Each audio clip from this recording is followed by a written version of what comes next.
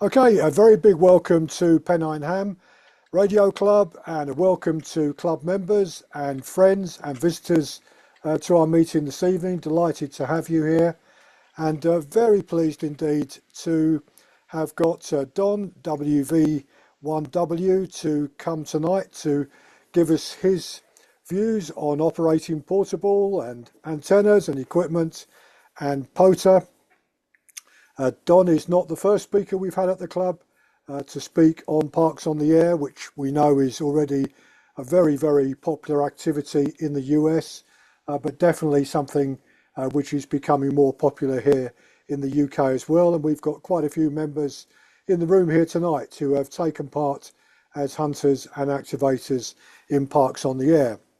And actually, Don, I must admit that it was our Belgian member, Jeff, ON8NT, who dropped me a note, having come across your POTA hamstick guide. And he said to me, Nick, he said, you need to have a look at Don's QRZ page and his website to see what he's doing. He would make a great speaker at the club. And that led me to drop an email to Don to invite him to come along and talk to us. And I'm going to get the plug in for Don now. Is apart from having published a free POTA hamstick guide, which is actually very interesting, and I'm sure he'll tell us a few things about that. He's published what he calls his POTA library, three small books, all of which can be bought as ebooks directly from him, or they can be bought from Amazon and downloaded on there as well. So I'm sure Don will give us the opportunity of talking about that. And I see from Don's QRZ page that Don was first licensed as a novice amateur in the US in 1975, going up through to general and then getting his final extra license in 2020 as WV1W. So Don, very big welcome to the club.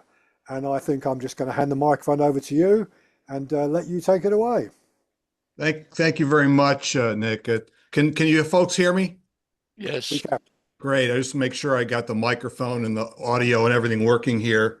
I'll give you a brief introduction. I started my professional path down the engineering road and worked myself up to a department head, a director of engineering for a small company.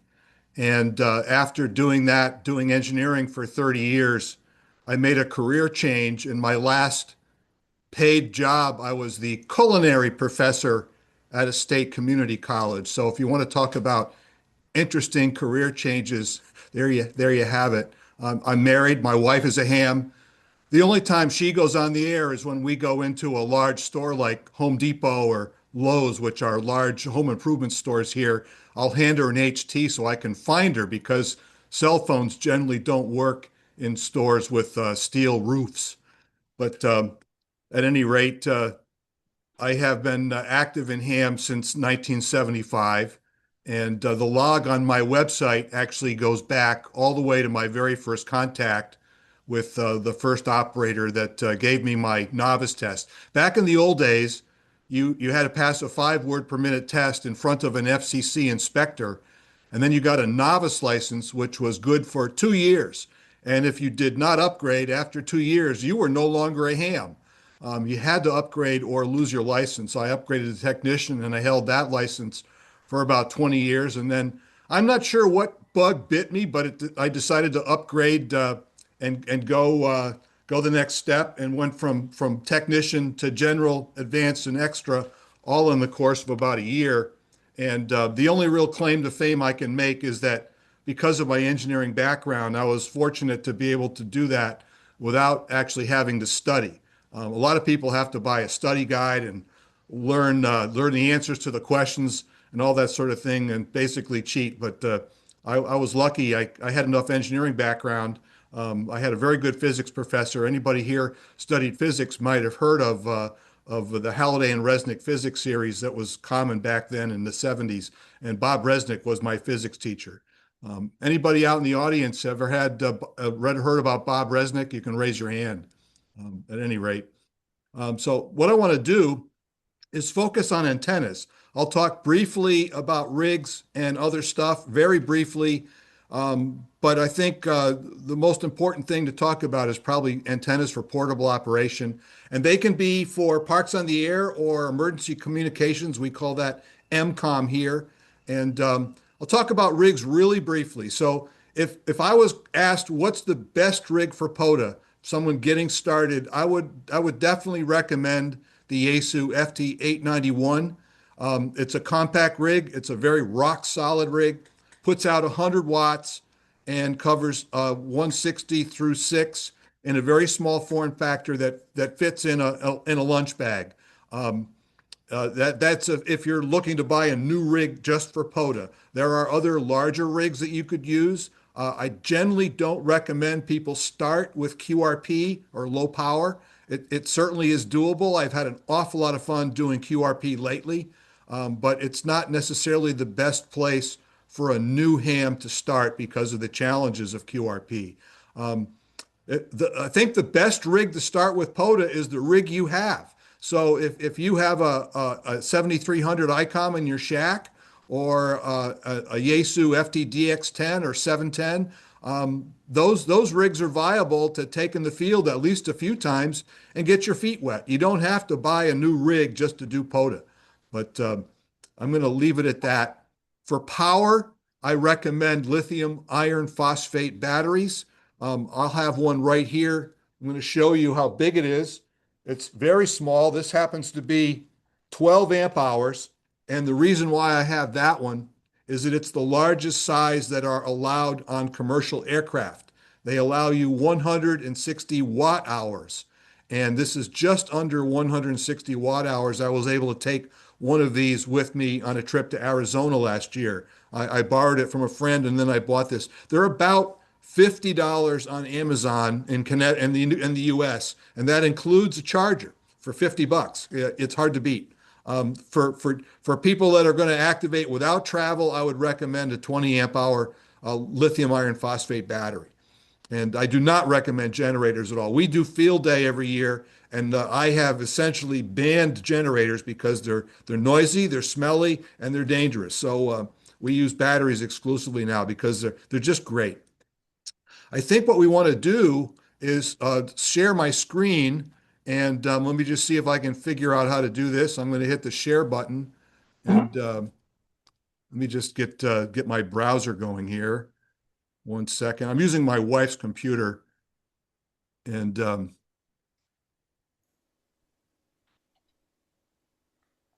she has a better computer than I have. Isn't that always the case, right?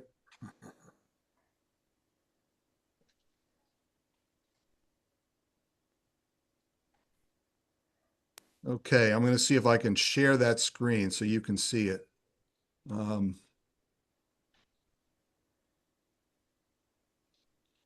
I go to the share button here.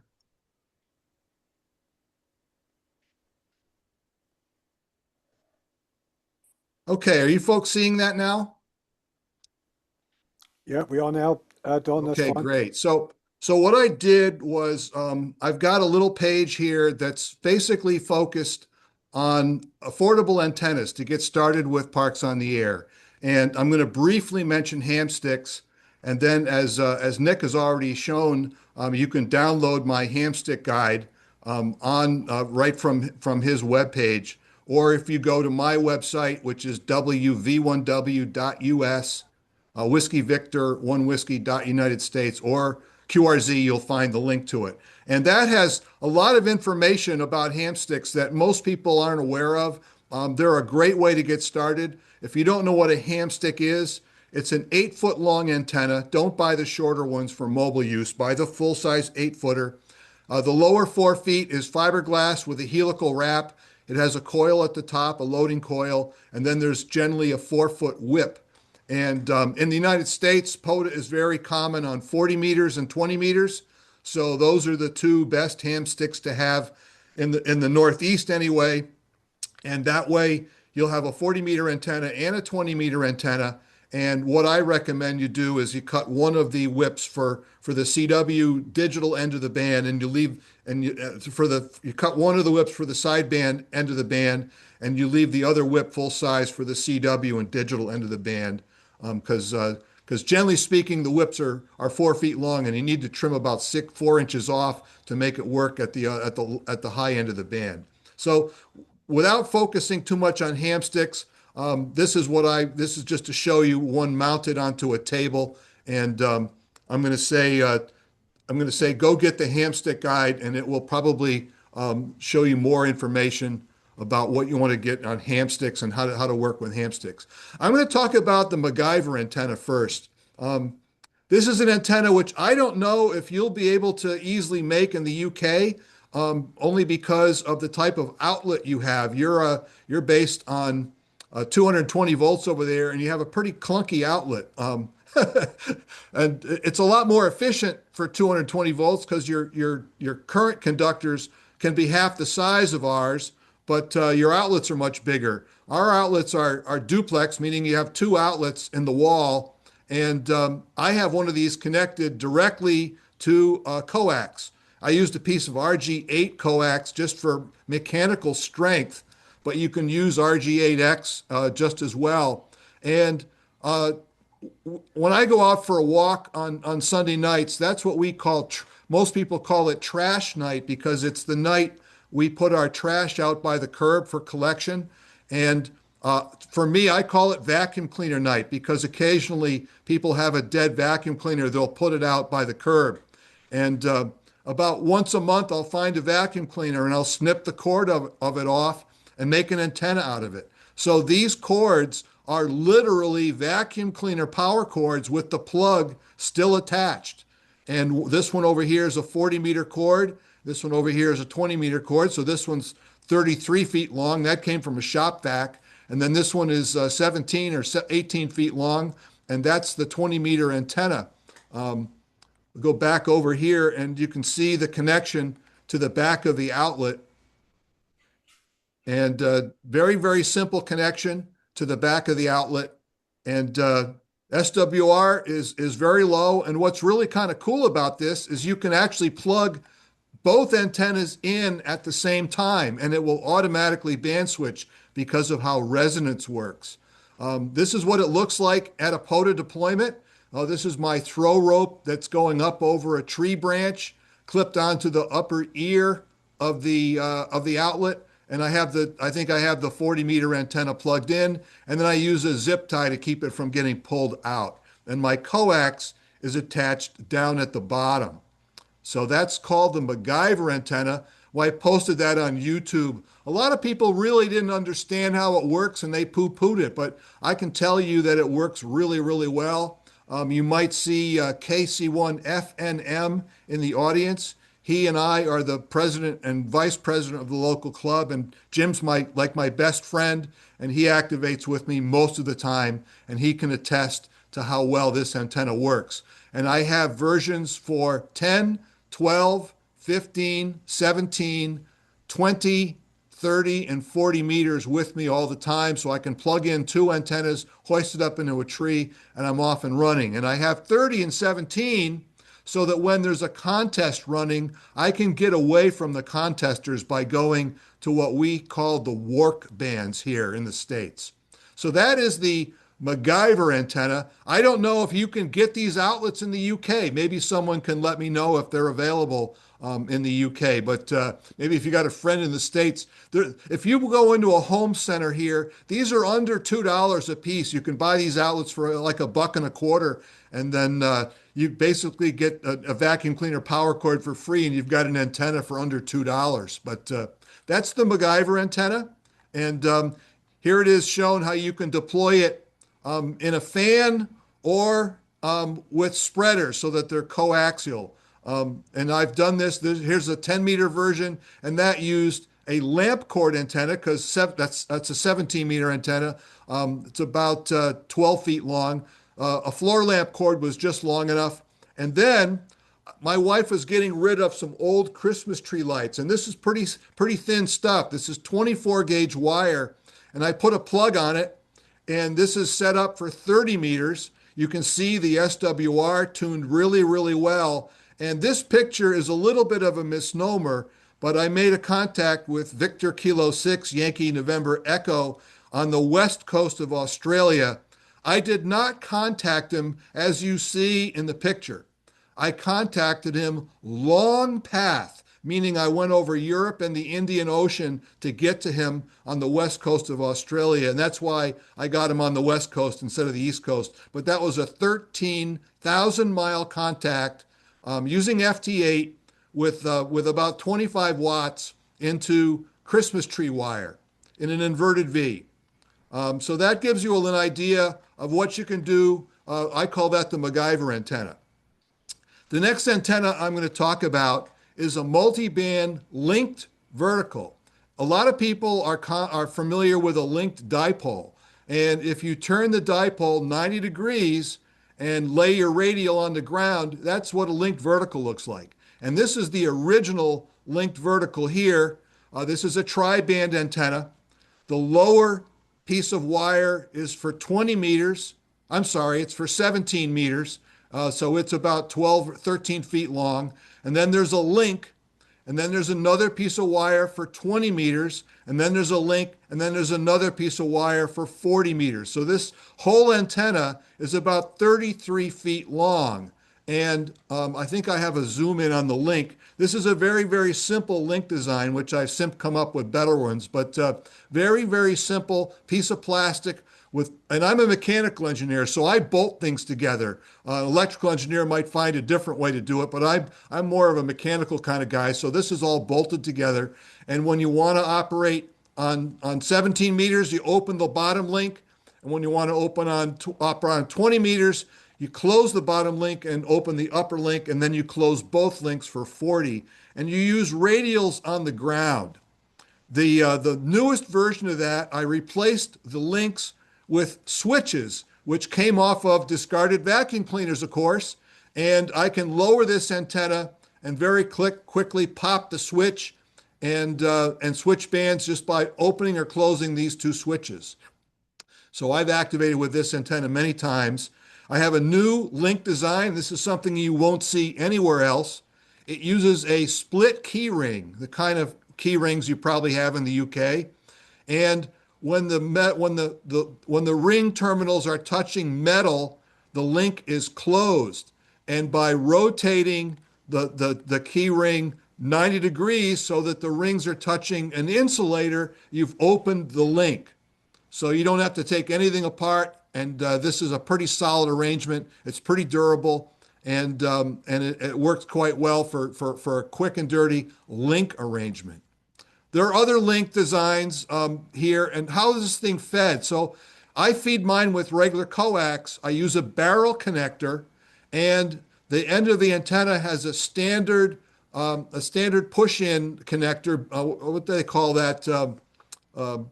Banana plug. The banana plug is actually designed, the SO239 was actually designed to fit around a banana plug. The banana plug was invented first, and then when they designed the SO239 socket, it was designed so that a banana plug would fit securely in it. So the banana plug plugs into one side, the coax plugs into the other side, and when you're connected, it looks like that.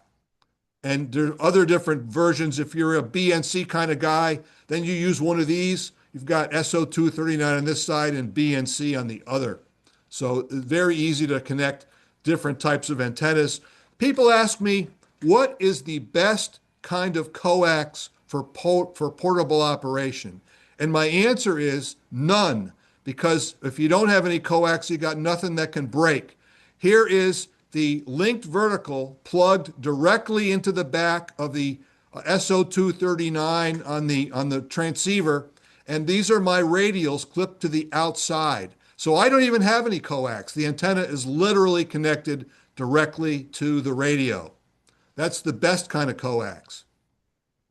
There you have it. This is the linked vertical. This was published about 2 years ago in QRP Quarterly Magazine. I think it was the last quarter of 2024. So this has been published. I gave it to them and they published it. So this is a published antenna. called the linked vertical. I don't know anybody else that's actually running a linked vertical. This is typically I use a tree for hanging this antenna. We're fortunate where we live in New England, there's plenty of trees. I went out to Arizona last year and there were no trees, so tree mounted antennas did not work very well. The next antenna I want to talk about is called the T2LT among CBers, the tuned transmission line trap antenna. And Callum, you guys know Callum, I'm sure. He has made this antenna kind of famous. He's done some dissertations on it. But what you have here is an end-fed dipole. So you have a quarter wave element at the top, and then a quarter wave of coax, and then you choke it from the feed line, and you can use either a coil or a ferrite to do that. This is what the 10-meter version looks like. So you have 10 meter, you have about 8.5 feet of wire at the top, would be a quarter wave on 10 meters. I put a ring terminal on the top to go to my hoisting line. I have a PL259 on the end, so this wire is only connected to the center pin. And then there's a barrel connector. And then this assembly down here is a standard like 25-foot run or 50-foot run of RG58 coax. So it's unmodified. So that connects to the barrel. And then you've got 4 or 5 turns of coax around a coil form. And I used a plastic fiber. My wife takes like Metamucil fiber in the morning, and I use the container for that. And then you have coax to your rig. You can just as easily make this antenna. There's the coil. This is what it looks like. These are contacts I made during 2024 using exclusively this antenna design on 3 different bands, 10, 15, and 17 meters. So you can see I pretty much covered the globe with a single antenna design, 3 different models. It's a monoband antenna, but that's how well it works. 109 countries contacted. I have a link down here to Callum's website where he talks about it. And he has a download that you can download. A lot of people make this by stripping the outer conductors off of coax and just using coax, but that seemed like a waste. So I just add a piece of wire to the end. So keeping in tradition of using what you have, I had a whole bunch of RG6 coax on hand. This is the stuff we use in the States for television. I have no idea if you guys use RG6 in the UK. This is 75 ohm coax, normally used to go to an antenna or when you're wiring your house for cable television. This is the stuff they use. RG6 is a very low loss coax, and this is what this antenna would look like using RG6. So you have a piece of wire at the top connected to the center conductor of a PL259. You've got a barrel connector, and then here's what makes this thing work. This is a PL259 to F adapter, and then that adapts you to the RG6 coax, which has a different size thread. So when you attach those together, you end up with a mess like this. And the only reason I do it this way is so that I don't have to cut the coax. I can go into Walmart and buy a 50-foot length of RG6 or Home Depot or wherever your home center is. I can buy a 50-foot length of RG6 coax, and I don't have to cut it to make this antenna. I don't have to make any attachments to it. I'm using pretty much standard off-the-shelf parts. Kicking that up one more notch, this is a modified version of the antenna made again with RG6. And here I use a ferrite to separate the feed line from the antenna. So this is the upper wire, again about 8 feet long. I connect it through an adapter, which I'll describe in a moment, to RG6. This is the bottom half of the dipole. And then you have this ferrite that you have maybe 8 or 10 or 12 wraps of the coax through the ferrite. There's a barrel connector here, and then this piece of RG6 is my feed line. So if I need 20 feet, I put a 20-footer on. If I need 50 feet, I can attach a 50-footer. And then in here, I've got an F to PL259, goes to my Yaesu 891, and this is a F to BNC to go to a QRP rig. So that's the same antenna made out of RG6. This is the little adapter that makes that work. So the problem with attaching the upper wire to the coax is you want to have something that's mechanically sturdy because the weight of that coax is hanging on the wire. So you don't really want to use wire that's any less than 18 gauge, preferably probably 16 gauge, but 18 is fine for POTA. And what this is a bottle cap. It's a bottle cap off of a bottle of liquor, and it's got an F connector. This is a chassis connector with a nut and a bolt. There's a bolt. There's a thread on the end, and there's a nut inside here. So this has a piece of copper wire that makes a lap around the pin on the F connector, comes back in here. And that's a very physically strong connection for the upper element, and the coax connects down at the bottom. This is an F connector, a female F connector. So I came up with that idea to act basically as a strain relief for the wire into the coax. So very, very simple. I put this together a few days ago, and I've got about, I would say, 300 contacts on that already on 10 meters. So that is the T2LT. Callum calls it the banana antenna. Some people call it the flower pot antenna. I think it actually got, it's probably more common in the UK than it is in the US, but I think the inventor was an American fellow. Callum talks about that. Okay, so that is the T2LT. My buddy Jim, KC1FNM, and I have taken 3 of these to the park. We had 10, 15, and 17, and we were able to get all of the Western United States during a single activation about 2 hours long. And we commented that if we had an extra half hour and we threw up a 40-meter dipole, we would have been able to bang out worked all states in 3 hours flat, a single afternoon of POTA. That's how effective these antennas are. What I mean is, from Connecticut, we got Alaska and Hawaii during that activation, which a lot of people don't get Alaska and Hawaii in their lifetime, and we got it in one activation. That's the T2LT. Next antenna I want to talk about is the ubiquitous end-fed half-wave. This is an antenna I poo-pooed for a long time, and finally I found an inexpensive transformer on Amazon. It was 30 bucks. I think they're still about that. $29.50. It's been as low as $28 during Christmas. Right now it's $29.50. This thing is coming out of China, but I can tell you it's rock solid. It's very well made. And I attached my own wire to it. The wire is 65.5 feet long, give or take a couple of inches. And what's unique about this antenna is that it's a multi-band antenna. So it's resonant on 40, 20, 15, and 10. You can see the humps here with SWR under 1.2 to 1 on 40, 20, and 15. The 10-meter hump is over here, and it's even lower. And it works exceptionally well. I like to normally deploy that with the on and up high because this post on here, that's a high voltage point. If you're running 100 watts, you could have several hundred volts here. You could give yourself quite a shock if you touch that. So to keep it away out of harm's way, I normally run it up high, 25 or 30 feet off the ground. But the last couple activations, I ran it low. I put a post in the ground and ran it with about 4 feet off the ground and ran the wire up at an angle. And by running the wire up at an angle, it gives it it's a little less directional. So I have basically 65.5 feet of wire and about 10 or 15 feet of paracord on the end.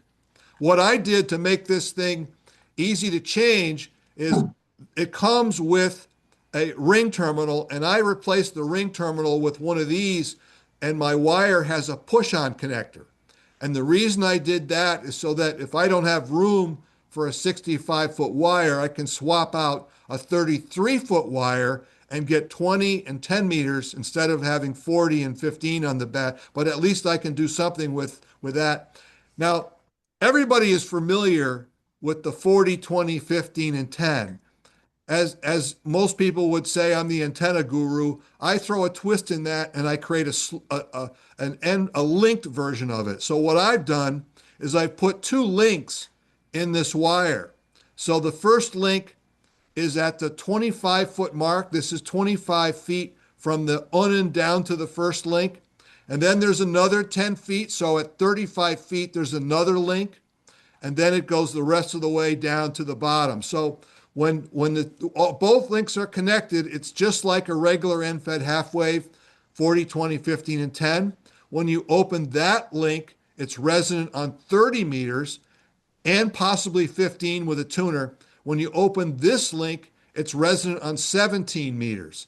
So if I get out there in a park and it happens to be a day when they're having a contest, I don't want anything to do with these bands on a contest weekend. I'll pop the link and I'll use 17 and 30. And this is what that antenna looks like. I'm using those key rings for my links, the split key ring. I realize that you really don't need to have two pieces of insulation. I've got one piece of insulation. So to unlink this antenna, you just rotate the key ring 90 degrees so that one of these two rings is on the insulated part. And here you can see the push-on connector that I've got, so I can swap the wire out very quickly and easily. So that is the linked end-fed half wave. You won't see that anywhere else. I don't know anybody else that's doing that sort of thing, but it gives me 6 bands instead of the normal 2. So there you have it, the linked end-fed half wave.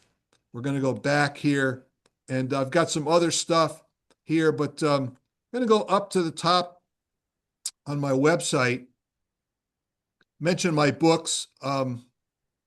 These are my POTA books. If anybody wants to see that, but I want to also show you what activations actually look like here in the States. Probably not a lot different from what you have. Here are some of my activation pictures. This is the Farmington River. I've worked Stu, M0, TTQ. I don't know if Stu is on board tonight. I'm sure some of you have worked Stu. He's one of my favorite European operators or UK operators. We always hunt each other, and I've got many, many contacts with Stu. I'm sure I've got several with him here. This is a vertical antenna in the background. The Farmington River is right back here, and as long as you're within 100 feet of it, you can activate there. I've got multiple activations near the Farmington River. These are just a few. And here's the Farmington River at a different location. This is called the Flower Bridge because they have flower boxes hanging off of it. Again, at the Flower Bridge. This is the 710 being used for POTA. That was when my 891 was at the shop. There's a very nice pavilion there at the Flower Bridge. This is down along the New England coast. Connecticut has Long Island Sound, and this is down along Long Island Sound. Ground-mounted antenna here. A couple more at the same spot, different years. A couple more parks. Sometimes I carry a foldable table and a foldable chair. This is at Gillette's Castle. Again, Gillette's Castle. This is the Connecticut River, which divides, goes right through the center of Connecticut and Massachusetts, and it divides the states of New Hampshire and Vermont. Goes all the way to Canada. That antenna is attached to this sign. This is a pole pruner. So my wife is a gardener, and she's actually a master gardener. She's certified as a master gardener, and this is her pole pruner. So normally the top of this has a saw on the top, and I took the saw off, and there's a helical wrap on here, and there's a coil at the bottom. This is a 40 meter, 20 meter helically wrapped antenna. Show you that again somewhere else. These are just to give you an idea what POTA looks like here. I love to be near water. A lot of our parks have water views. This is an activation where I'm using a long wire off the back of a tuner. Don't do that very often, but that's one application using a tuner. I generally prefer resonant antennas so I can leave the tuner home. Originally, I used a U1 garden tractor battery for power. That's what's in this bag, a U1, a garden tractor battery from Walmart. Back when I got started with POTA, they were only $25, and the lithium iron phosphate batteries were well over 100. So I went to Walmart and simply bought a garden tractor battery. Sometimes I log on a computer, and sometimes I log on a tablet. This is again along Long Island Sound in Milford, Connecticut. And here's the pole pruner antenna. These picnic tables have a hole in the center, and the hole is for an umbrella, but it's just as good for an antenna. Sleeping Giant. There's the pole pruner again. This is what we do when there's no place to hang an antenna. I've got it on a tripod. That's a camera tripod with an adapter. And this works just as well in the winter when you don't want to climb through the snow to get to the trees, and you can't put a stick in the ground. You use a tripod. By the way, we have about 2 feet of snow on the ground here. So I was going to activate, maybe tomorrow I'll activate, and it's kind of frosty. Here's the pole pruner.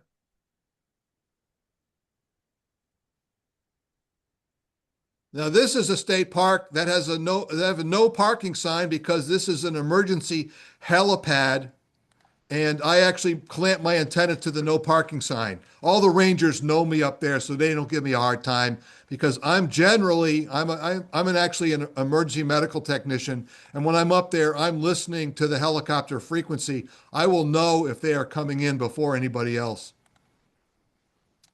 A few more activation shots. Here's another winter shot. This is an interstate highway going by, lots of noise, but kind of a weird little park, and I'm activated with the rig sitting on the dashboard here, and there's the pole pruner. Same park. This is an activation from my sailboat. We have an 18-foot sailboat, and we're on Lake George in upstate New York. Adirondack State Park is the largest state park in the entire lower 48 states. It's 20% of the whole state of New York. It's huge. And anywhere on the water is actually on the lake you can activate because it's common property. And there's a lot of parks in Adirondack State Park, so you can get twofers. But what I've got here is a CB mirror mount clamped to the stern rail on our sailboat with a 20-meter hamstick.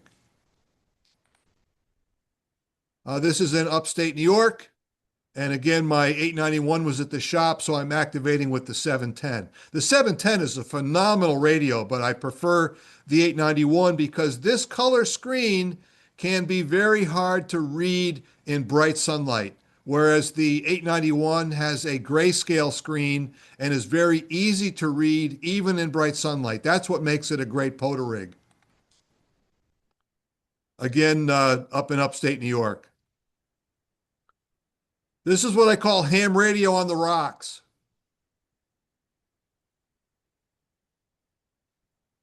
And I use the Stick 230 from Ukraine. This is the Rig Expert Stick 230. I like it because it has an SO239 connector, so you don't need an adapter. All the other sticks that they have the fancy end connector, and you need an adapter. That's my very first POTA. Just give you an idea what some stuff looks like. This is the Cape Cod Rail Trail out on Cape Cod. And this is Our Farm, an interesting story. You can see the spelling AUERFARM, pronounced Our Farm. And my buddy Jim and I were heading up there, and he was about to leave his house, and his wife says, "Where are you going?" And says, "I'm going to meet Don over at Our Farm to do POTA." And her comment was, "You ham geeks have your own farm now?" So we refer to this as Our Farm, OURFARM. And it has a lovely view from the top of the hill. This is an activation up there with Jim. And that's another one at the same park. So that's what activations look like. So you can see what my rigs and setups look like. This is an urban activation, downtown West Hartford. Jim and I tried this as an experiment. These are stores, and we're in the middle of the West Hartford Town Green on the Washington-Rochambeau National Historic Trail. During the Civil War, General Washington and General Rochambeau traveled from Boston to Washington, D.C., and they went right through the center of my town. So we can activate anywhere within 100 feet of that trail. And Jim and I activated down there, and boy, was there noise. There was mechanical noise with cars and trucks going by and fire engines, and the S meter was S9 on electrical noise. Sometimes it got down to S7. We got 10 or 11 contacts in there and called it a day because it was so noisy. And that's what my buddy Jim looks like. We were having a POTA activation. We got a hold of this guy, HB9TBY, a great guy over in Switzerland who I've worked many, many times. And the linked vertical is up in the tree. And this is the throw rope, and the radials are laying on the ground. So there you have it. I want to open the floor to questions. We have plenty of time for questions. I see that I've gone about 45 minutes or so. I didn't want to run too long, which is why we focused on antennas. So if you go to my POTA page, switch over to antennas, you can see these antennas. And I'll show you very quickly. This is my tent pole vertical. It's made literally out of tent poles, and it's got a loading coil at the bottom. So that's a 40-meter loading coil. So when you want to switch bands, that's the 40-meter coil, and I've got little posts here. When you want to go to 20 meters, you just put a jumper on here, so you can switch back and forth between 20 and 40 just by removing the jumper. So it's a 20-meter vertical, and when you jumper the coil out, so you're using the coil, it's a 40-meter loaded vertical. That is the tent pole vertical. That pole pruner has two 6-foot sections, and then there's a length on the top, and this is what that looks like. There's the pole pruner wrapped, and the base of it looks like this. So I've got the 40-meter coil, and I've got these metal hose clamps that are typically used for automotive hoses. And if you clip the feed line at the bottom, you're using the 40-meter coil, and these are the counterpose wires laying on the ground. I use an RCA connector here, so if someone trips over it, it'll pop apart. And then to switch to 20 meters, you simply move this clip up to here, and you switch to 20 meters just by moving the feed point up above the coil. Very, very simple. This is how it's guyed. I've got some clip-on guy ropes that go to tent stakes in the ground. And then there's a tunable tip that can be adjusted for resonance. So if you need to move it up or down 3 or 4 inches, you can move it up or down, and that's a tunable tip from a ham stick. So that is the pole pruner antenna. So there you have it. Those are my favorite antennas for POTA. Of course, this is the famous speaker wire dipole. That's got to be included. I'm going to mention really, really quickly the stacked vertical, which is a simple version of the linked vertical, except there's no links.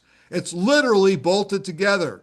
So you can fit this thing in your pocket, and when you want to unbolt the section, you can just pull out a screwdriver. This is what the antenna looks like. It'll literally fit in a pants pocket.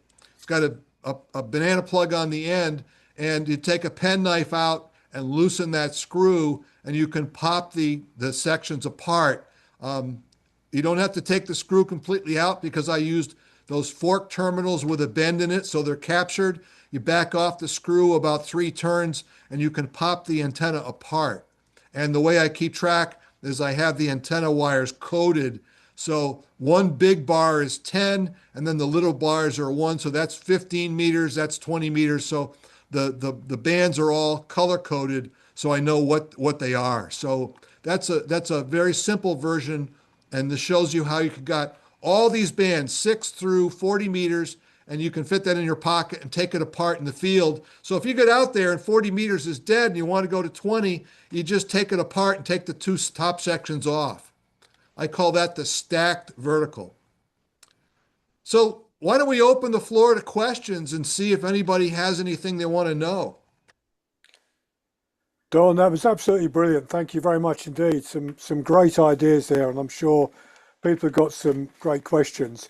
Before we throw it open, just to say to you, I think we've all discovered one of the joys of portable operating is turning the radio on when you're out in a field a long way from anything, and you've got virtually zero noise on the radio receive. And that's just wonderful. And that's half the reason I do it. Indeed. I mean, most of us here live in, fairly crowded towns and city areas with, loads and loads of noise around us, particularly electrical noise with all kinds of equipment that people have got and running nearby. And, we spend our lives trying to reduce that noise. Go out somewhere where you've been today in your pictures there, and you first of all, you think the radio's not working, don't you? Because you can't hear anything. And then suddenly you come across a signal and loads of them. So yeah, great stuff, Don. I Right, want let's to open it show up. people Okay. a Don, quick sorry, one. Don. That's okay. I was going to show people how to get free radials. This is one of those connectors that we have on extension cords. We have a different kind of socket than you folks have, but this is a standard connector for an extension cord wired to a copper alligator clip. Really, really simple. And by using that adapter, you can take regular extension cords and make radials for free. So my wife has a box full of these for Christmas tree lights because she puts candles in all the electric candles in all the windows at Christmas time. So we probably have a dozen of these extension cords. And if you plug a cube tap into this thing, you can now plug regular extension cords in. And what's cool about that is if you need a longer extension cord for 40 meters, you can just plug 2 or 3 of these together and make them extra long. And on 10 meters, you can use shorter extension cords. It's a completely free way to get it. And this is what it looks like in the field, actually deployed with a hamstick. So you can see the hamstick here on a tripod mount. The radial adapter is connected to the ground, and these are just laying on the ground here. So that's a quick and dirty way how to get free radials. And again, I don't know if you have these connectors available to you in the UK, but there you have it. So let's Nick, why don't you throw the floor open to questions and see if anybody has any questions. Yeah, will do. Right. Who would like to go first? I'm sure we've got people who've got questions or comments or observations. Who wants to go first? Yeah, Ken. Yep, I'll open it up. Thank you, Don. Very interesting on the portable stuff. Just a couple of points. They're not really questions. You mentioned about watt-hour allowance for going on aeroplanes. In the UK, it's 100 watt hours, and you can take more than one battery, but it's got to be a maximum of 100 watt hours. I don't know what that is in ampage, probably 15 amp. I'm not sure, to be honest with you. It might be different. 100 watt hours would probably be down around 8 amp hours. Right. I know it may be different in the United States for internal flights, but here, if I were to go to Spain, it's maximum 100 watt hours. Secondly, this is an observation only from my own knowledge of antennas. If you're using ham sticks, or in fact any dipole where you're putting 2 of them together, you're wanting a 50 ohm match. Well, that's what you would like at the feed point, but it isn't, because it's 75 ohm, because that's what it is on a dipole. And one thing that I think, if people put 2 of these ham sticks together on a tripod or something, expecting to get a good match, they won't get one straight away, and one of those hamsticks has got to be slightly longer than the other to create the match, because it's a 75 ohm match and you want it to go to 50. So you've got to make one of the hamsticks just slightly longer, maybe only 3 or 4% longer. So it would mean increasing the length of the bit at the end. And thirdly, you mentioned about switches on linked dipoles. Are you using low power? Because if you're going to put these switches on a quarter wave vertical, the high voltage point is at the end, which means that if you're putting a switch there, what voltage is the switch rated for? That was my only real question. Or if you're using low power, you probably can get away with it anyway, up to about, well, anywhere probably between 10 and 20 or 30 watts. But if you start going up to maybe 100 watts, and I know the FT891 can give 100 watts out, then it might not be a good idea to put manual switches for increasing the dipole. Yep. So Ken, in answer to your question, I'll hit the switches first. The switches are not at the end. They're in the middle of the dipole. So they're away from the high voltage points. Right. They're at the, on a 40 meter dipole, the switches are at the, they're at the roughly the 17, I guess the 12-foot mark and the 17-foot mark. And I run 100 watts and I've never had an issue, except, and I'll make one exception, when it's raining out and the switch gets wet. Once that switch is wet, it will screw up. Because it will allow arcing to happen. So that's an antenna that I only use when it's going to be dry. If it's going to rain, I don't use that antenna with the switches. But I had the same concern you did, and I ran it as an experiment. And evidently, there's enough gap in those particular switches that it can handle the 100 watts without a problem. But it's, that's going to be, that's a trial and error thing. The switches you have might not work, but I got lucky with those switches. In answer to your dipole, I do not, in fact, when you download my free hamstick guide, I do not at all recommend using hamsticks to make a dipole. And there's lots of reasons for that. Tuning a dipole hamstick can be a literal nightmare because of exactly what you said.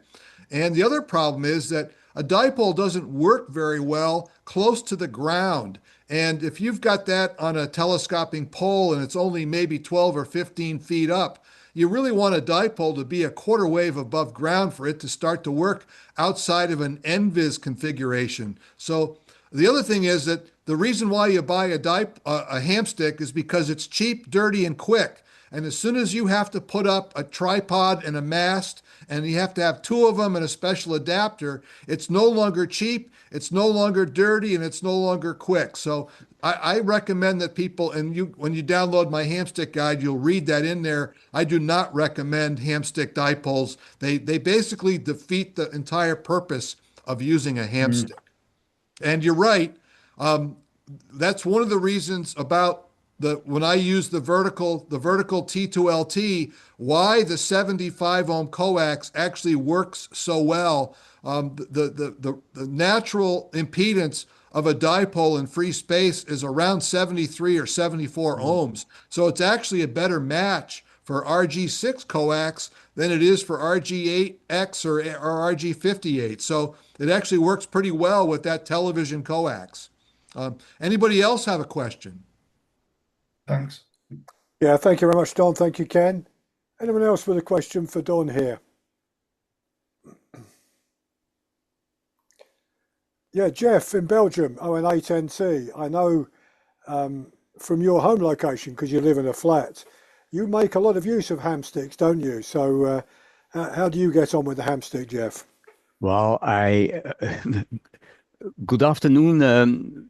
Very, very nice presentation, Don. I really like that. I have your book about the hamsticks, because I'm using hamsticks for maybe nearly 20 years. I'm living here on a flat on the top floor, happily enough on the top floor. And I have been using hamsticks for different frequencies for the last 20 years with good results. It's not super, it's not excellent, but it's a compromise antenna, and a compromise antenna is always better than no antenna. So I had good luck with that, and I'm working primarily digital modes, which makes it even more interesting. I think in single sideband, it's a struggle.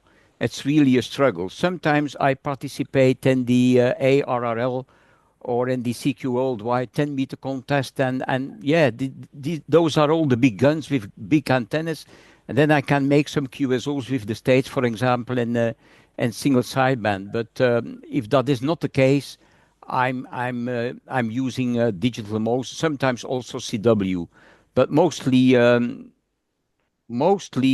digital modes. Last year, I managed to work 145 DXC countries, and 1 year with that with the antennas on different bands and mostly in digital modes. So yeah, quite happy with that solution.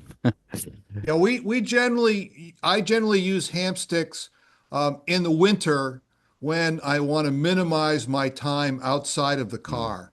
mm, Right now, it's in the 20s. That's a Fahrenheit scale, which is what 10 or so degrees below 0 Celsius. It's pretty chilly out. So I generally at this time of year I'd go out. I'd go out with a hot cup of tea. I'd set the antenna up. I'd probably get 50 or 60 contacts in the log and call it a day. During mhm. the summer, I more commonly get 150 to 200 contacts during a POTA activation. And but ham sticks are a quick and dirty solution. Obviously, they're very compromised. I prefer a full length piece of wire, but the ham stick works when you have to. Marrying a ham stick to a QRP radio, unless you're running digital modes or CW, is a recipe for disaster. But True. I've been doing QRP. I picked up one of these around $100 QRP rigs, and I probably got about 300 contacts on it. But more recently, this is my buddy Jim. We got I bought a new QRP rig, and it's one of these fancy Discovery 599s, and this is a pretty cool radio that I've been using for Yeah, POTA lately, and it's amazing how far you can go on 10 watts. absolutely. I'm not using more than 20 watts actually. Yep. So this was last week. It was just above freezing here, so around 0, and we did an activation. Jim and I and another gal, and we activated outside. This is sitting on the hood of my car. There's the 12 amp hour battery, which would run this rig for weeks. But at any rate, there you have it. Any more questions out there? Thank you, Jeff. Thank you very much. Yeah, Keith, your question. Oh, you're just adjusting your TV. uh, Mike and Adriana, yeah, go on, go ahead, Yeah, Adriana.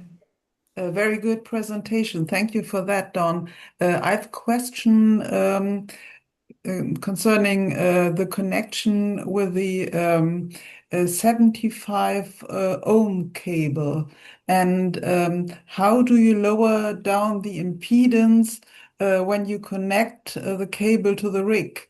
At the rig, you need 50 ohms, I think, or do you need have it? You don't use a tuner. How do you solve this problem? So if you have a mismatch of 75 ohms to a 50 ohm rig, the mismatch will induce an SWR probably under a 1.5 to 1. And Oh, that's not really enough to worry about. oh, So one of the ways you can minimize the impedance change is by going through a 50-foot length of RG8X cable, 50 ohm cable, and just separating the 75 ohm antenna from the rig with 50 ohm impedance cable will minimize that bump. But you're right, the 891 and the QRP rigs do not have a tuner, but the impedance mismatch does not cause enough SWR to be a problem. oh, yeah. Thank you. In fact, I have dipoles. I have 3 dipoles in the air here right now. a 75 meter dipole, and then I have a fan 40 and 20 meter dipole that also resonates on 15. And I don't own a 1-to-1 balun, and I'm feeding all of those with 50 ohm coax, even though they're 75 ohm antennas. So Mhm. you can adjust the impedance a little bit by dropping the dipole legs down to an inverted V. That will change the impedance a little bit. Mhm. Oh, But yes. generally speaking, hams have a problem about being anal with numbers and thinking that a 75 ohm antenna won't work on a 50 ohm radio. And that's simply not the case. It will work. It won't be ideal, but it will work certainly well enough. And when people tell me, well, you really need to do this or you really need to do that, someone told me I needed to have 120 degrees at the apex of my antenna or whatever it was. And I said, well, when you get 86,000 portable contacts by doing it the wrong way, you generally don't worry about it. Right now, I've had 879 activations with no failures and 86,485 QSOs. So while there may be a mismatch, it doesn't seem to be enough of a problem. Yes. That's amazing. Yes, thank you. You're welcome. Does anybody in the audience, has anybody actually had a QSO with me? Yeah, I checked my log, Don. We haven't worked. Bob, Well, N4XA2, have you managed to QSO with Don? You're on. You need to unmute, Bob. I guess I got to look forward to catching a lot more of you, huh? I don't believe so. One of the problems we have here in New Jersey, I have as a matter of fact, this morning I had an opening to Connecticut. Don't ask me who it was. I can't remember. But it's funny. I don't get openings to to that area, to the Northeast, very often. Yet I get them into Canada, into Ontario. But for some reason, the New England, I have to just wait for openings, and I did have one this morning, like I say. Roberto, do you ever work 40 meters? I work 40 every morning. I right now I have 3,227 contacts. I'm just a hunter. Okay, so I work New Jersey regularly when I'm out in the field on 40 meters. It's very, very common for me to get into New Jersey. So we're just going to have to work on that. Yeah, and like I say, I could very well have you in the log, but I can't do it by memory, and it's on the same screen that I'm using for this now. So I'd have to disconnect from Zoom to connect up my logbook. I worked you, Robert. I can tell you that I last worked you on July 11th of 2025, There you go. and it was on 7.220. I've got my log sitting in my hand here, and it has the most recent contact with you. So you're in the And that log, Robert. and that is a Parks on the air, I'm sure. I'm sure. I can tell you, I was at 9896. I was at our farm that day. There you go. Yeah. Any more questions? Don, I've got a question. What do you use for logging when you're out and about? Oh, that's a good question. I use two programs for logging. I use a program called Microlog. It's abbreviated ULOG. And let me just see if I can bring that up. I think it's from a British fellow.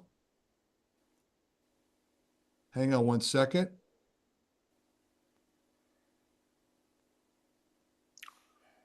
There it is, M0PZT ULOG. This is a program I use all the time. I'm very happy with it. It's got a couple of little bugs, which I've figured out how to work around. So it's not a POTA friendly application.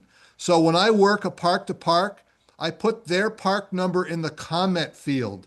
And later I use a program called ADIF Master to change the title of the comment field to the SIG info field.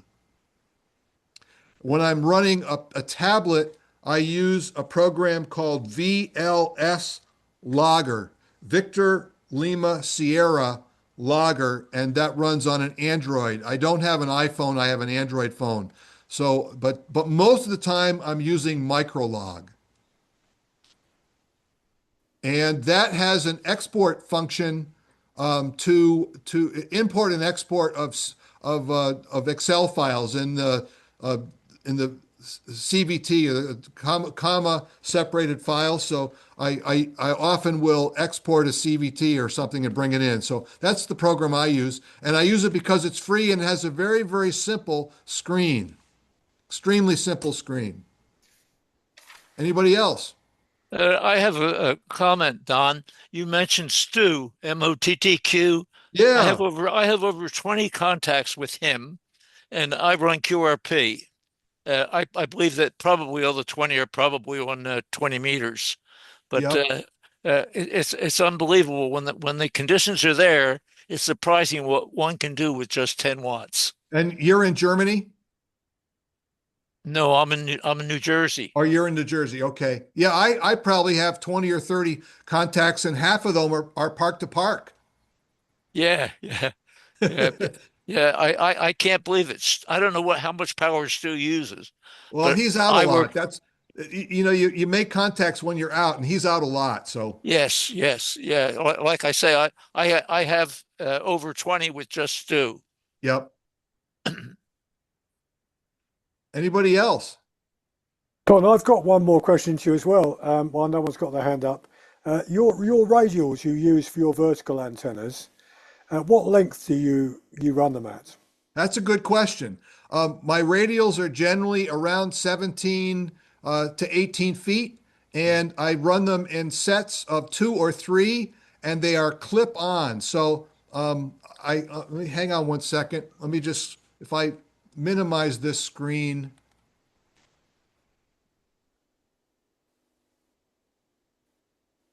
Let me see if I can get back to Zoom. Trying to figure out how to shut off screen sharing. Does anybody know how to do that? I can do it for you. Okay. All right. So I'm back on the camera. You All are. righty. So I have my radials in my hand. So this is a set of radials, and I have them attached to a copper Mueller alligator clip. And there are 2 here. They're about 17 or 18 feet long. And I have one black one and one white one. And I have 2 or 3 sets of these. So when I've got a situation where the ground is very conductive, I only need, whoop.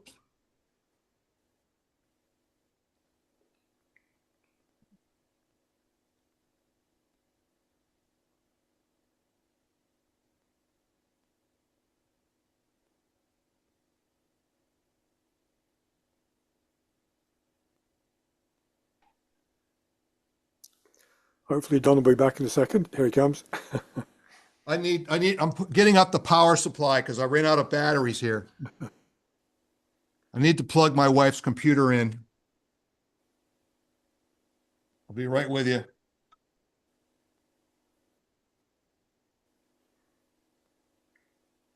Okay, let's see if we're back.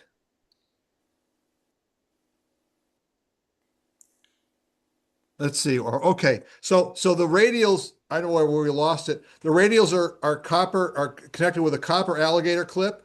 They're about 17 feet long, and I generally have 2 or 3 sets with me.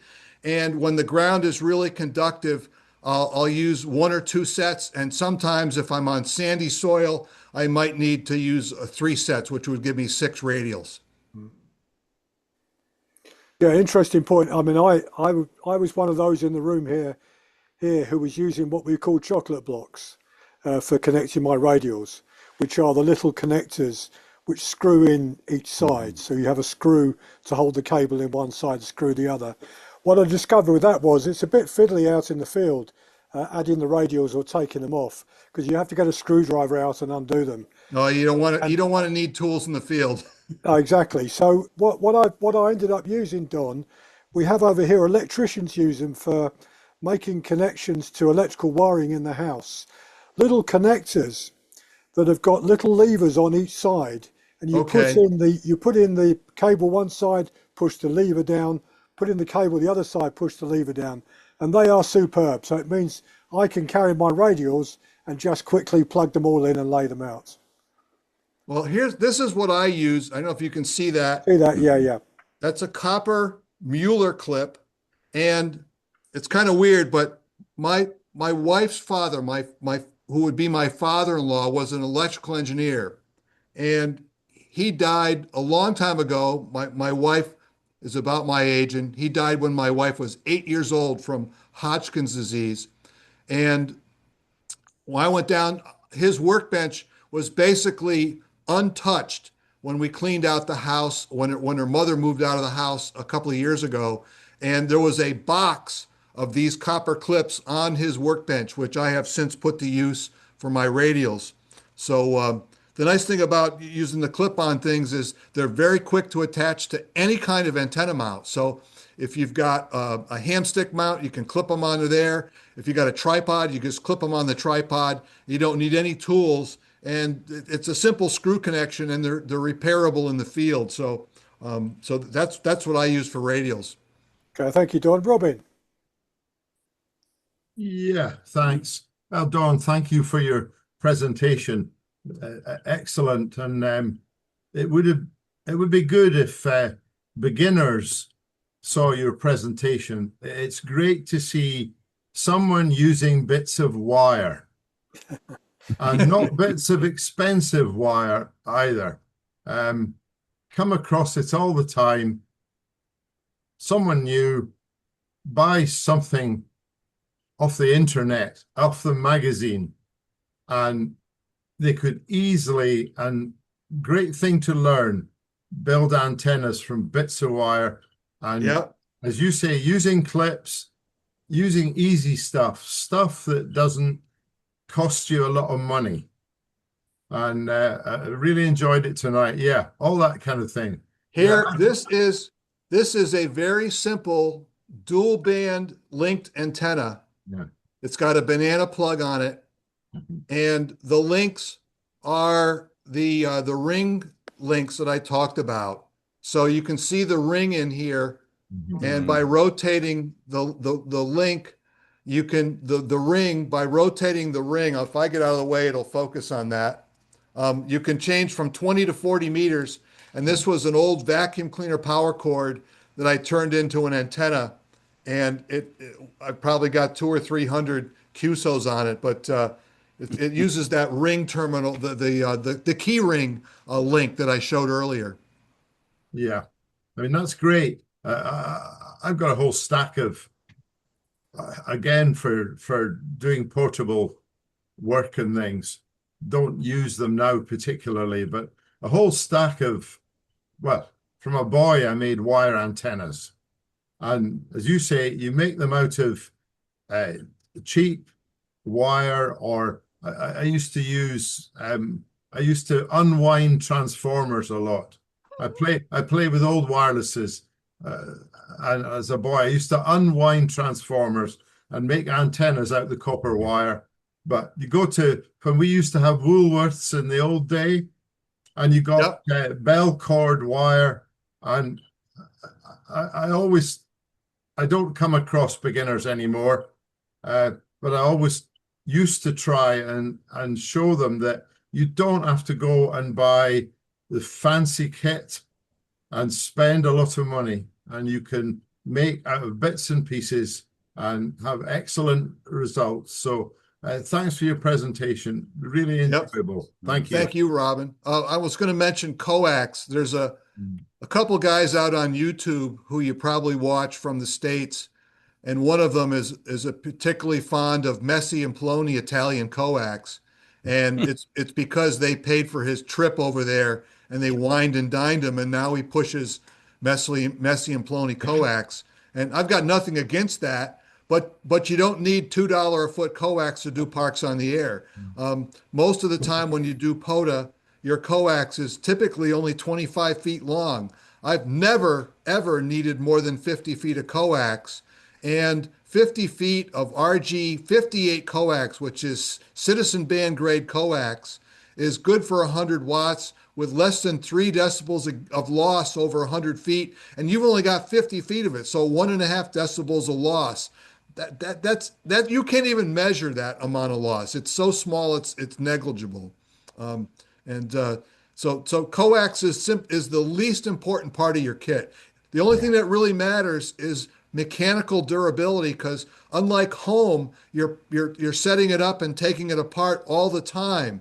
And that's why I like to use old-fashioned RCA connectors, because if you trip over it, they pop apart.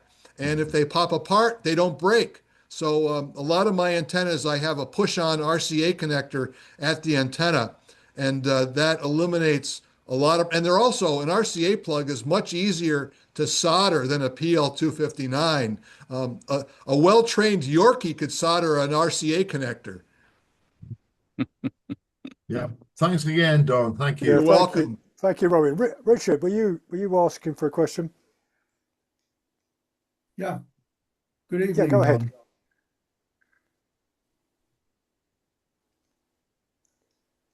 Go ahead, Richard, if you've got a question. Yeah, can you hear me, Don? Good evening. Good evening. I hear you fine. Yeah, M0RBG. Yeah, good evening. I'm a big POTA operator. You say all this kit is cheap. I've just been calculating. I reckon you've used 9 vacuum cleaners and 3 sets of Christmas tree lights. So how do you calculate that as being cheap? This is you can't quite see it, but that's the bag of vacuum cleaner wires. And I'm just going to pull one of them out. Let's see what I got them all labeled. That's the 40. I think you got it. Here's the 40-meter vacuum cleaner cable right there. So you're right. So I think, this time of year, it's pretty cold and people aren't putting stuff by the curb as often. But when they clean out their garages and when it gets warm, like April or May, people will clean out their garages. I'll probably be able to scoff up a few more vacuum cleaners. Very good. Thank you. Thank you, Richard. Jeff, ON8NT. Okay, just to a remark and a question.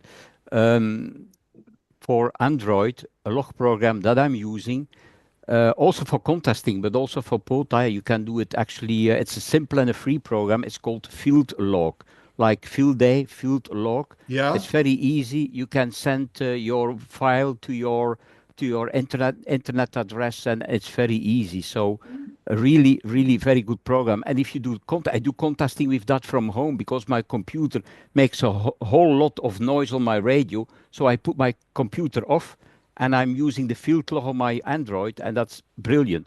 It's Well, I just wrote that down and I will check it out as soon as we get done. Field log. Yeah, that's a great program. And then a second question. On some of those YouTube videos, there is a lot of talk now about elevated radials. Have you ever used that? And do you see any bonus of using elevated radials, or is it just a hype like all the other hypes? So elevated radials are common in what's called the POTA performer antenna design. Yeah. And it has a following, and it has an advantage because when you elevate the when you lay radials on the ground, they couple to the earth. And how well they do that is directly dependent on how conductive the soil is. So they don't couple anywhere near as well on sandy soil. And so you need a lot more radials on sandy soil or if you're at the beach. The elevated radials don't couple to the earth. They work independent of the earth. And it's a more efficient design, but it also means that the antenna, the radials have to be tuned. You have to tune them. Now you have, when you change bands, you have to change the radial situation, either opening or closing links or changing out the radials. And to give you a case in point, Michael KB9VBR, who's another good YouTuber, he will tell you in his videos that while the POTA performer does outperform other vertical antennas without tuned radials, the trouble is simply not worth the extra effort. Yeah. So when I go out with a buddy and he uses the POTA Performer, I will typically have 20 or 30 contacts in the log before he is all set up. Yeah.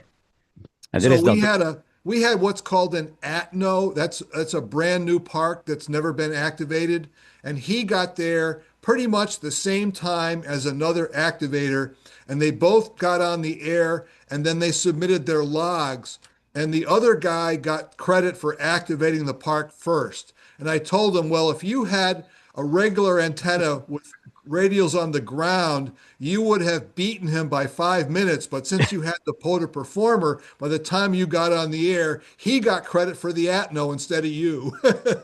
And what about the Faraday cloth? So the That's another Faraday hype. cloth, that does work. It's a simple solution.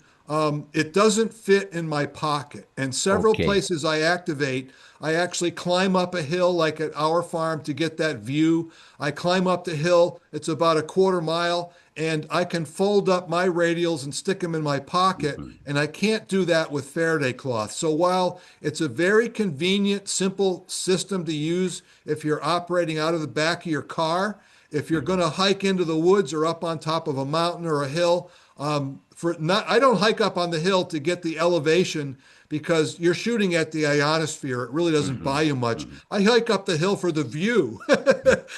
But when you're doing that, the Faraday cloth doesn't fit in your pocket. So that's my answer to that. It does work and it's very effective, but it's very quick and easy to set up, but it's not quite as portable. Okay, thank you. Great, Don. Thank you very much. You're welcome. Anybody else? Yeah, Jeff, I just pick you up on the raised vertical radials, Don. The other problem, of course, is if you're in a park that's busy and you've got animals, you've got dogs running past with their owners, Yeah. children sometimes as well. If you've got wires up in the air going down across, sure as these eggs, someone is going to pull into them. That's Yeah, completely true, right. true. That's completely true. When they're on the ground, I have dogs running over my radials on the ground. If they were elevated, they get snarled in them. I got a quick and a little tale for you. I was in a park one day, and I was setting up the pole pruner, or I was setting up the tent pole vertical, and I got it all set up. And a lady walked by, and she said, "Hey, is that some kind of a lightning rod?" And I said, "Only during a storm."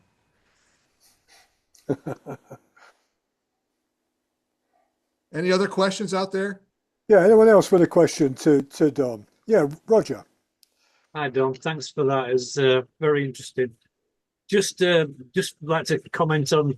I really like the idea of mechanical connections are key. Yeah, you can either make them permanent or make them temporary, and those little connectors that were mentioned, they're these Wago 221. That's the sort of style of them, where the little thing flips down and may make a connection to it. You put Yep. flick it down. They've got a big piece of metal on the back. So this is a 5-pole in parallel. Put your wire in, click it down, and it's solid. Looks pretty sweet. Yeah, the beauty of it is it's mechanically very sound. So it's a bit more sound than your literally plug in. They've taken the UK electrical industry, the Sparkies, by storm. These they're very, because it's no screwdriver, no use. You just click them in. But yeah, Wago 221. I recommend them for quick temporary connections. Yeah, that's a five-way. So without even sharing away, you can have 4 radials and 1 in. Like I will check our. I don't know if you have Home Depot over there, but that's a large chain of home centers here. I will check Home Depot the next time I'm there and see if they have some of those. Yeah, Wago 221. I have no connection with them. I just use them, and they're really neat and a good connection without a screwdriver. Very quick. That's Yep. very quick. Sweet. Yeah, I'm going to show somebody a real quick and dirty way of if I can focus on that. Let me see if I get out of the picture if it'll focus on that. This is a BNC connector for a dipole. It's got a couple of screws. Is that focusing? Yep. So you can make a dipole with a couple of pieces of wire and a Phillips head screwdriver. You can make a dipole with that in 30 seconds flat and pull it up in a tree. All you need is a coax with BNC connectors on it, and you can have that in your kit. I think I picked that up in a ham fest, but at any rate. I think those are very popular in the CCTV world, or they were. Yep. Anybody else? I just checked, Don. The WAGO WAGO connectors are on sale in the US. Okay. We don't have Home Depot here, so I don't know if they're on sale there, but certainly you can buy them through Amazon. Okay, great. I'll take And a look. they're very cheap. They're called WAGO. WAGO WAGO. Okay. I'll get some. From what I can gather, you can get those with 2 poles or with 4 poles. So the number of poles it would be in the order on Amazon. Yeah, you can get 2, 3, 4, 5, 6 even. So you can get small ones and bigger ones. They're very interesting. I never saw those before. I occasionally had up to 5 radials on one alligator clip, and I found that was a rat's nest to detangle in the field, and it made more sense to have sets of 2 and to have one wire be black and one wire be white. So it's much easier to sort things out in the field, and I'll clip on one pair, and if the SWR is too high, I'll clip on a second pair, and if it's still too high, I'll clip on a third pair. So I've never needed more than 6 radials to get the SWR. I like to have it down under 1.25 to 1, and I've never needed more than 6 to do that. Brilliant. And okay, anyone else got a question to Don before we call it a night on this part of the meeting? Don, if we've got no one else, can I just thank you very much indeed for some great ideas, some fantastic photographs.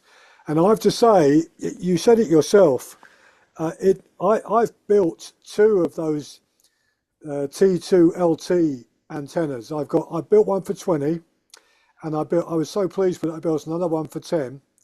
When I was using the 20-meter one, Ken here in our club was out in Spain, working DX as he does from the south of Spain into the Pacific, into Australia and New Zealand. I was on a campsite in France on holiday with that antenna, running 20 watts, single sideband, and Ken heard me, called me in. I then worked all those Pacific stations on 20 watts with that antenna hanging off a pole in the campsite. So it definitely does work, but I don't know why it never occurred to me.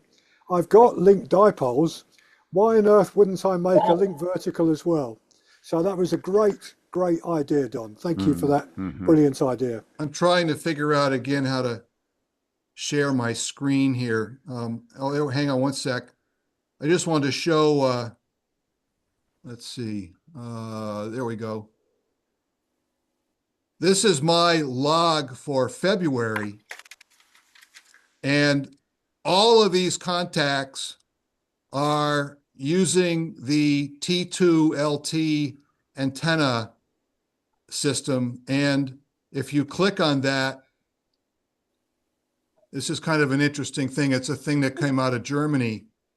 This will actually show you what my contacts look like, and you can zoom in on the UK and actually see where everybody is.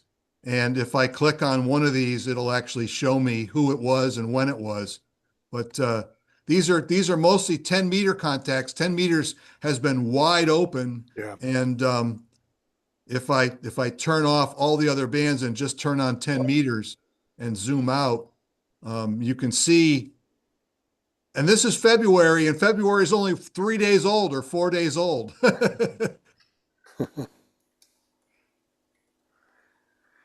No, brilliant. Thank you very much, Don. Thank you You're very quite much welcome. for a great presentation. Can we Thanks first for inviting me. Yeah, can we show our appreciation in all way, everyone? Thank you, Don. Brilliant. Thanks, everybody. And thank you to our listeners on YouTube as well. Hope you've enjoyed it. And those that watch the video afterwards, hope you enjoy it as well. So we're going to say good night to our live viewers on YouTube. And I'm going to say good night as well on our recording, because we record these and they'll be up on the club YouTube channel as well, Don. So thank you for those that have listened to us and enjoyed the channel, and do have a look. Just look up in QRZ for WV1W. That gives you a link to his own website page, and the details of the books that he was talking about are there. So thank you very much for following us. Thank you, Nick.